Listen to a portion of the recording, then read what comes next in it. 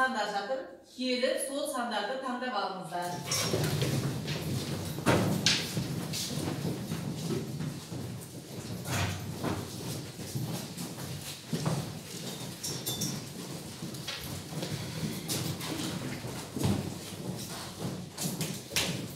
Бәріміз алдық па? Ал енді, балалар, осы сан бойынша бір санын алғандарымыз бірінші топқа келек, екі санын алғандарымыз екінші топқа келек, үш санын алғандарымыз үшінші топқа келек.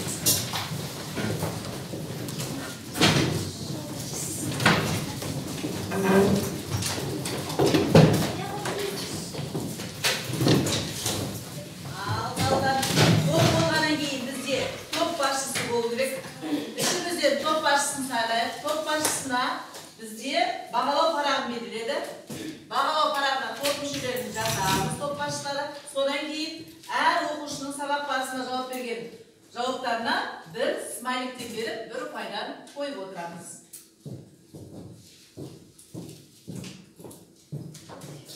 Топ басшысын сайлаймыз. Ал бірінші топта кім болды топ басшысы? Ринас. Екінші топта кім болады? Альфия. Үшінші топта? Гүлфарис. Ал балалар, енді бізде топ болғаннан кейін топтың аты болу керек. Біз қандай тарауды өтіп квадрат теңдеулер тарауымыз. Квадрат теңдеулердің қандай түрлерімен таныстық? Естелет айта қойшы. Тоғымды квадрат теңдеу, тоғымсыз квадрат теңдеу және келтірген квадрат теңдеу. Енді осы теңдеулердің аттары бойынша топқа бөлінеміз. Бірінші топ тоғымды квадрат теңдеу, екінші топ тоғымсыз квадрат теңдеу, үшінші топ келтірілген квадрат теңдеу. Айтамыз, балалар сабаққа жауап берген кезде даусымыз кішкене қаттырақ шығарайық. Енді балалар, біз топтың атын қорғауымыз керекпіз. Бірінші тоғымды квадрат теңдеу деп қандай теңдеуді айтамыз? Нұр айта қой. Тоғымды квадрат теңдеудің формуласы ax квадрат плюс bx плюс c тең 0. Мұндағы a 0-ге тең болмайды, a басы нақты сан, x айнымалы. Тоғымсыз квадрат теңдеу деп қандай теңдеуді айтамыз? Гүлназ айта қой. Тоғымды квадрат теңдеудегі b 0-ге тең болғанда, с 0-ге тең болғанда, немесе b менен с 0-ге тең болған жағдайда алынған теңдеуді тоғымсыз квадрат теңдеу деп атаймыз. Ал келтірген квадрат теңдеу деп қандай теңдеуді айтамыз? Аяулым айта қой. Келтірген квадрат теңдеу x квадрат плюс bx плюс q тең 0. x1 мен x2-нің қосындысы минус b-ға тең, x1 мен x2-нің көбейтіндісі q-ға тең. Жақсы, балалар. Енді жауаптарымызды тақтадағы жауаппен салыстырып көрейік. Дұрыс айттық па? Барлығы шешіледі. Ал балалар, біз бүгін жаңа сабағымызды бастамай тұрып, өткенде шолу жасаймыз. Қайталау оқу айнасы. Қазір сіздерге бірнеше сұрақтар беріледі. Сол сұрақтарға жауап беру арқылы өздеріңізге тиісті ұпайларыңызды аласыздар. Мұнда әр бір жауапқа 10 ұпайдан беріледі. Жауап берем дегендерің тірек белгісі арқылы белгі беріп отырасыңдар. Бірінші сұрақ. Көпмүше дегеніміз не? Ал аяулым айта қой. Бірмүше қосындысы көпмүше деп аталады. Бірнеше бірмүшелердің қосындысы көпмүше деп аталады. Тексеріп көрейік, дұрыс па? Дұрыс екен. Келесі. Жалпы түрдегі квадрат теңдеу дегеніміз не? Мына топтан ал Альфия айта қой. Жалпы түрдегі квадрат теңдеу дегеніміз ax квадрат плюс bx плюс c тең 0. Тексерейік. Дұрыс екен. Қошемет. Келесі. Қандай жағдайда квадрат теңдеудің әртүрлі екі түрлері болады дейді. Динара айта қой. Дискриминант нөлден үлкен болғанда. Дұрыс. Келесі. Қандай жағдайда бет тербасын қолдануға болады? Ал Асел. Келтірілген квадрат теңдеу болған жағдайда. Келтірілген квадрат теңдеу болған жағдайда. Дұрыс. Ал балалар, бұл жеке сұрақ болатын. Ендігі сұрақ сіздерге топпенен беріледі. Бірінші, топтарыңызға, барлықтарыңызға бірдей 10 ұпай беріледі. Сол сұраққа дұрыс жауап берсеңіздер, оны топ мүшелеріне бөлесіздер, топ басшылары. Ал бірінші топ бізде тоғымды квадрат теңдеу. Сіздерге жазып алайық. Жазып аламыз.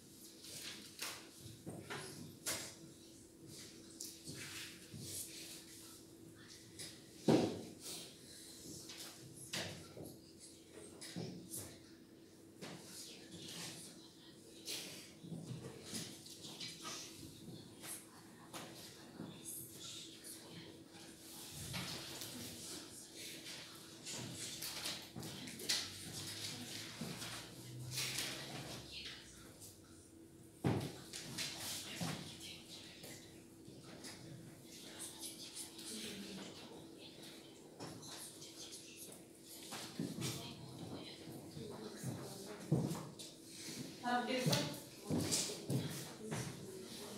Ал. Болғандарыңыз бар ма?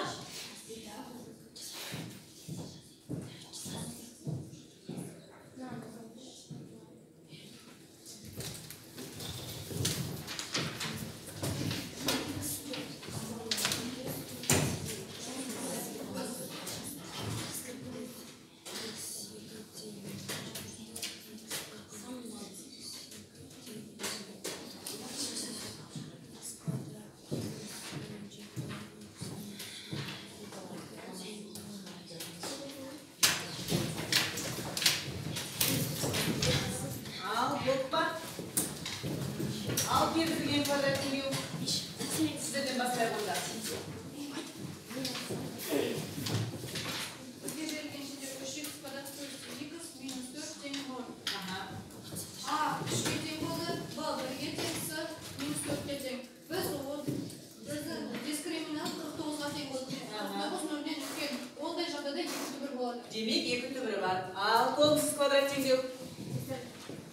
Ne berdi? Bizga 10 yani 4 turlar berildi. Biz odan x bilan x degan qo'shimchasi teng 17 ni oldik. Al x bilan x degan qo'shimchasi 20 oldik. O'sha turlardan chiqqan tenglik x kvadrat plus 17x minus 20 ga teng bo'ldi. X kvadrat plus 17x bo'ladimi? Minus 17x. Qarama qarshi bo'l kerak deyapti. Так. Sizlarga opay yo'q ishqaysizlarmi? Qati. Kelesi. Bizga berilgani x minus 13 ga x minus 20. Buni taxtaga yozaymiz.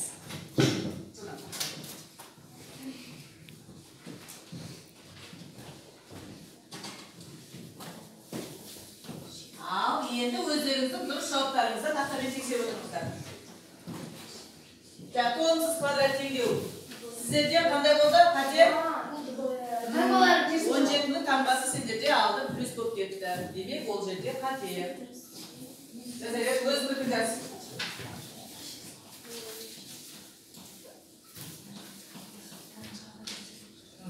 Durust ekan bolalar? Durust. O'tiramiz.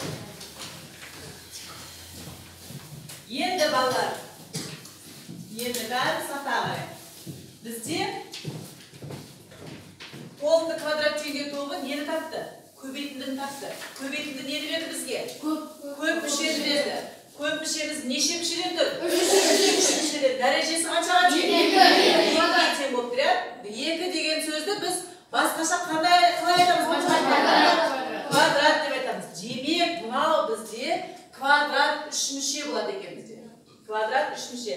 Ya'ni ko'paytindi kvadrat 3 musheni berib tur. Endi o'sha yerga kvadrat 3 mushega bizga a nega teng bo'lib tur? X kvadrat qolgan koeffitsiyent 1 ga teng. X ning oldida koeffitsiyent bir deb olamiz bo'lsam. O'z musheni s deb olamiz bo'lsam. Endi artib ko'paytmay qilaysanmi sonda?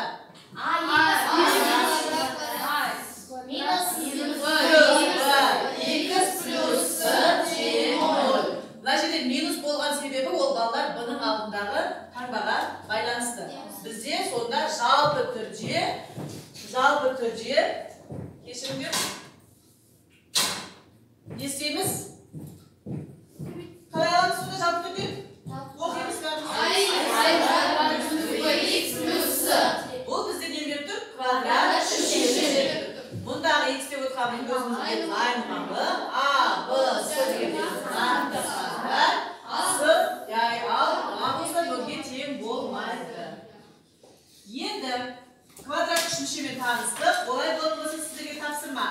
Mana o'rnaklarning qaysisi kvadrat 3 mushe bo'ladi? Hozir. Agarda durust javob beradigan bo'lsa-da, durust shar avaga qaltaydi. Har durust javob 1 opay medina ayta qo'ying. Qanchasi? 6-chisi deydi durust ekan. Kelesi. Al, parasat qaysisi? 4-chisi deydi ko'ring. Durust ekan. Kelesi. Al, Nurbol. 1-chisi deydi durust ekan. Bunalar-chi, 2-chi. 2-chi yo'q pa? Yo'q. Al, 2 degan ushpaydi. Javob bering o'rnimizdan. Ayolim Darajasi 3 ga teng. darajasi мүше болып тұр? Екі мүше болып тұр. Ал үшінші шарт тексерейік. Ал Гүлфайрус. Олардың дәрежелері бірге тең. Олардың дәрежесі бірге тең үшіншісі. Және бесінші шарт ше. Есдәулет. Оның дәрежесі 4-ке тең және 2 мүше. Және 2 мүше. Ал балалар, міне бізде жаңа толымды квадрат теңдеу тобы көбейтіндіні тапты. Көбейтінді бізге көп мүшені берді. Енді осы теңдіктің сол жағы мен оң жағының орындарын ауыстыратын болатын болсақ, бізде көп мүшеміз керісінше неге тең болады? Көбейтінді түрінде жазылады. Көбейтінді түрінде жазылады. Мұндағы 13 менен 2 біздің берілген x квадрат плюс 15 қосу 26 теңдеуінің түбірлері. Сонда біз не қылдық? Көп мүшені, квадрат көп мүшені көбейтішке жіктедік деп айтамыз. Көбейтішке жіктедік. Бұл бізде қандай теңдеу болғанда? Келтірілген квадрат теңдеу болғанда. Ал енді мынандай толық квадрат теңдеу болатын болса, ортақ көбейткіш барлығында 2 бар. Жақшаның ішінде біз нені аламыз? Келтірілген квадрат теңдеу аламыз. Келтірілген квадрат теңдеуіміз неге тең еді? X минус 13 және X минус 2-ге көбейтіндісіне тең. Оны 2-ге көбейттік. 2 деп тұрғанымыз біздің жаңағы айтқанымыз бойынша неге тең еді? А-ға тең еді. Бірінші коэффициентіміз ғой, А-ға тең. Ал енді жалпы формула түрінде ондай болатын болса, біз осы квадрат үш мүшені көбейтіштерге жіктеуді былай жазады екенбіз. AX квадрат плюс BX қосылысы тең болады. Міне, көбейтішке жіктедік. Онда x1, x2 деп отырғанымыз ax квадрат плюс bx плюс c квадрат үш мүшесінің түбірлері. Жазып қояйық дәптерге.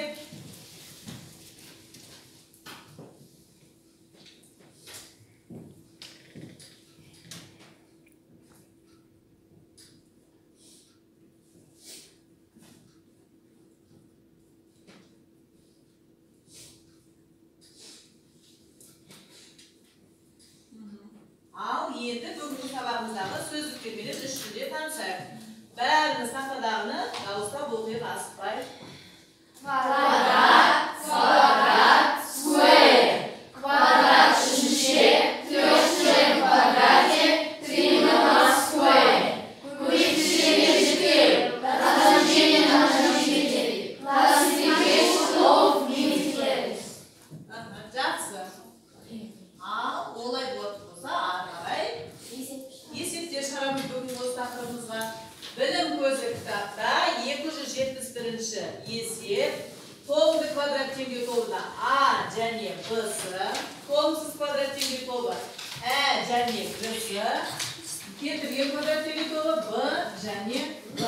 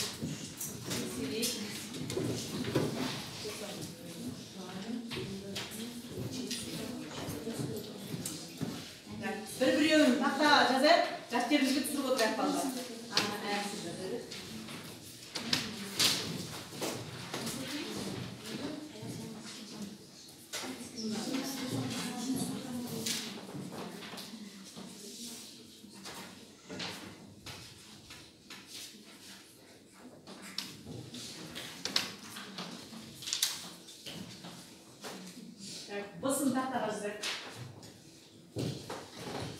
Ben de götürüyorum balı.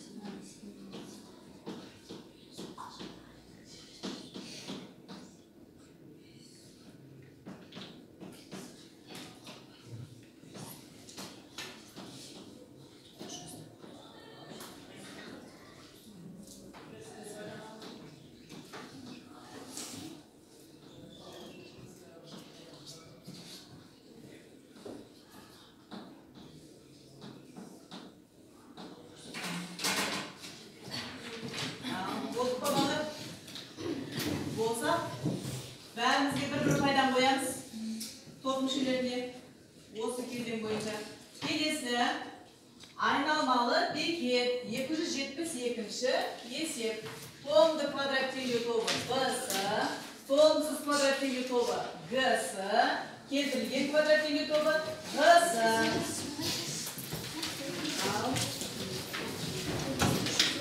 Айналмалы бекет бұл жерде десеңіз есептің шығарылу кезеңдері бойынша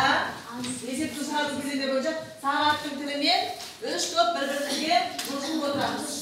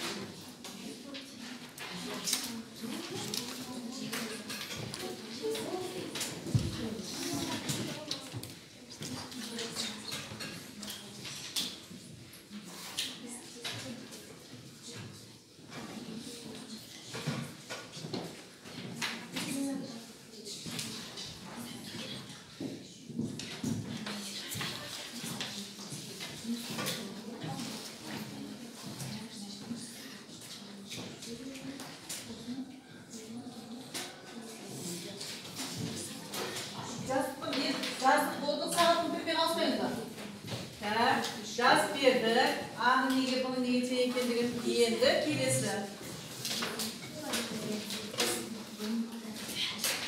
Ары қарай.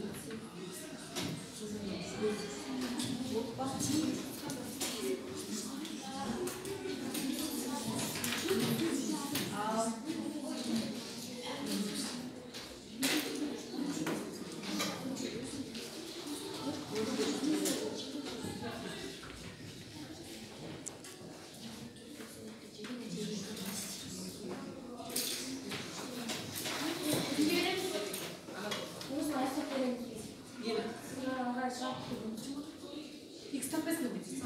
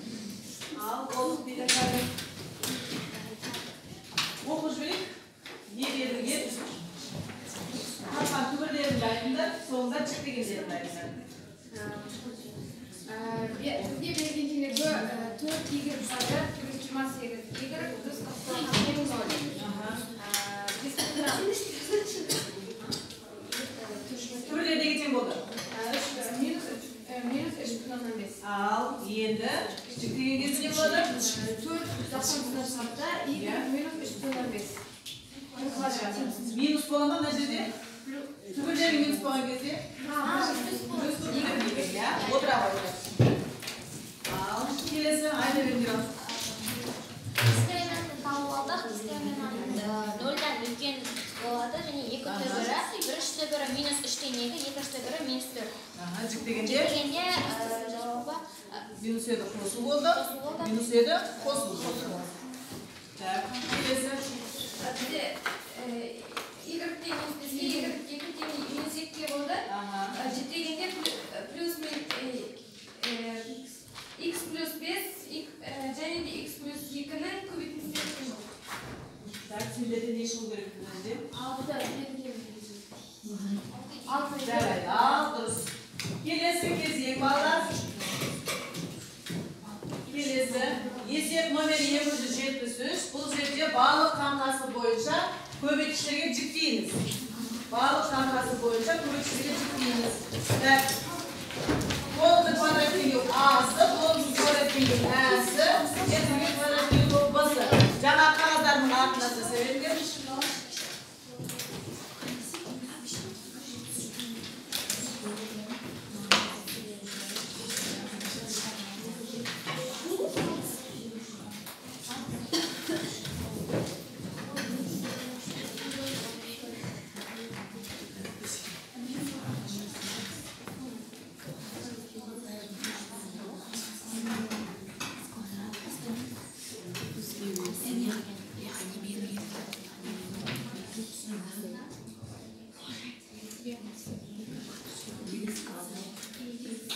Бұл жерде сендерге көпше беріп тұр. Көпшені көпше жүктеу керек. Жүктеу үшін не керек бізге? Не? Теңдеудің түбірлері керек. Теңдеудің түбірлерін табу екенбіз.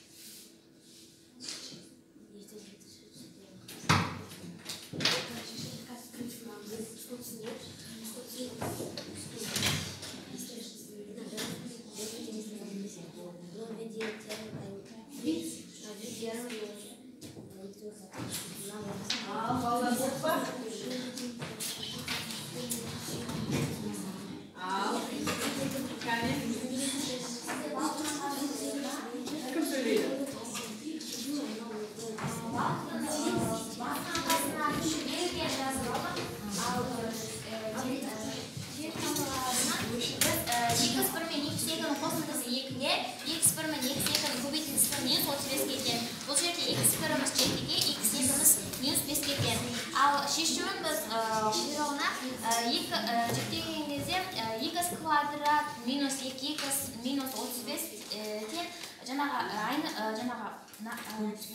көбейткішке жүктегенде жақсаң ішінде негізі алдында 1 болған, ол жазылмайды. 2x минус 7 көбейтілген x плюс 5. Жақсы, рахмет. Келесі. Бізде бергені 2x квадрат минус 7x плюс 3. Біз осы теңдеуді нөлге теңдеп аламыз.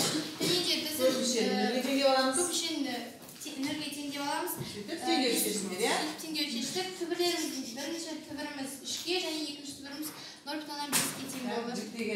Жүктегеніміз дұрыс. Келесі кәні. Бізге x квадрат минус 2x минус 48 көпіншесі берілді. Біз оны нөлге теңестіріп алдық. Біз бет теоремасы бойынша бірінші түбір 8, екінші түбір минус 6-ны тауып алдық. Сосын бізде шыққан теңдеу x квадрат минус 2x минус 48-ден x минус 8, x плюс 6 көбейткіштеріне жүктедік. Ой, тамаша. Ал. Енді келесі 274-ші есеп балдар. Теңдеу құра білесің бе? Толымды квадрат теңдеу тобы А-сы және Б-сы, толымсыз квадрат теңдеу тобы Ә-сы және Г-сы, кетілген квадрат теңдеу тобы Б-сы және Г-сы. Бұдан бізге тек қана шыққан теңдеу айтсақ болды. Шыққан теңдеу қарайтамыз.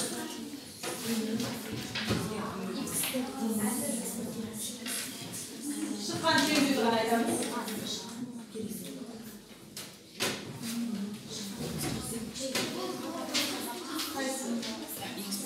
және Г.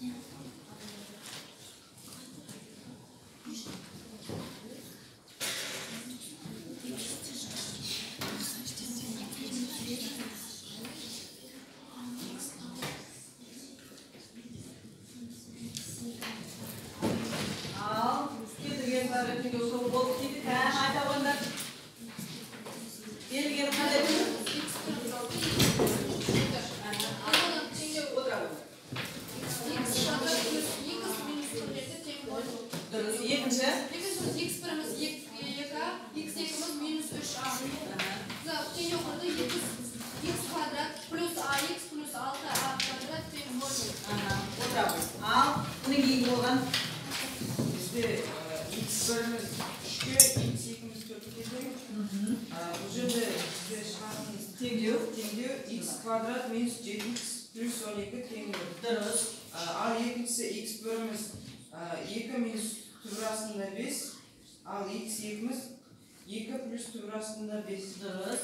Бұдан шығатын теңдеу x квадрат минус 4x минус 1 теңдеу. Дұрыс. Келесі. Айтамыз. Бізде берілген теңдеу түрлері 10 және 0. Біз 10 және x шығатын айтамыз. шығатыны x квадрат минус 10x тең 0 шықты. Дұрыс. Екіншісінде бізде a және 1 берілген. Одан шығатын теңдеу x квадрат минус a плюс 1 x плюс a тең 0. Дұрыс. Отырамыз.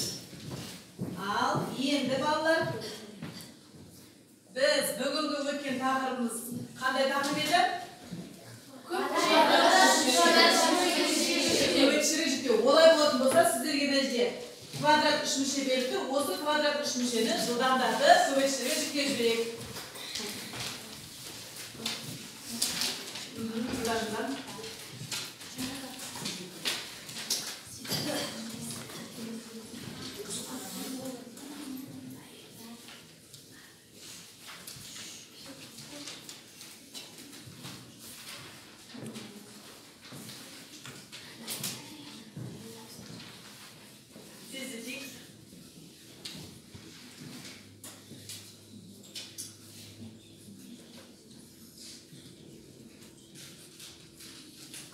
Ал енді болсақ, көршілермен ауысыңдар. Көршілерімізбен ауысайық, жылдамдатып. Сағаттың тілімен көршілерімізбен ауысамыз.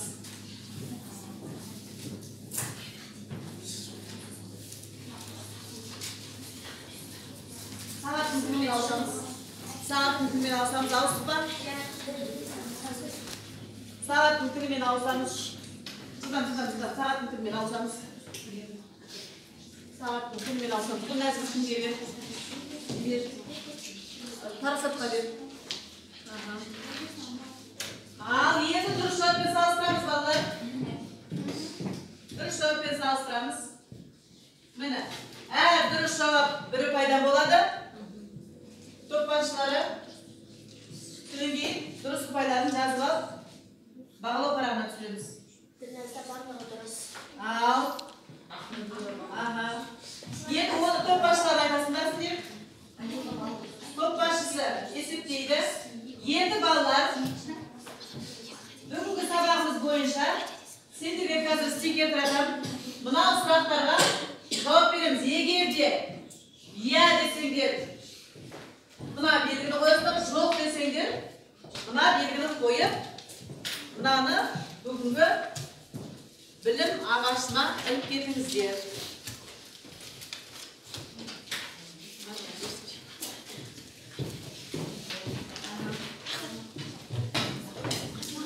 Бүгінгі сабақ бойынша алған білімдеріңіз осы білім ағашына көрінеді.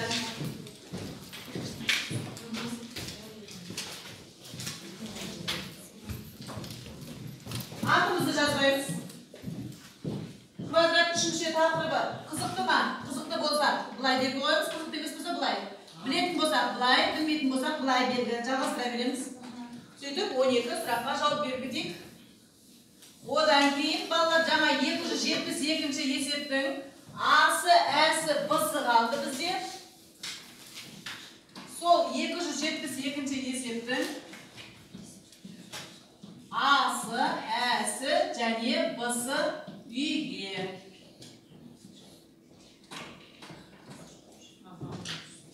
Ал, болсақ енді топ басшылары.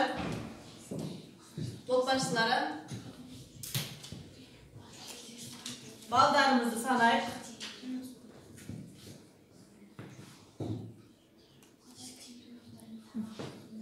Ал топ басшылары. Дайынбыз ба? Болғандарымызды береміз.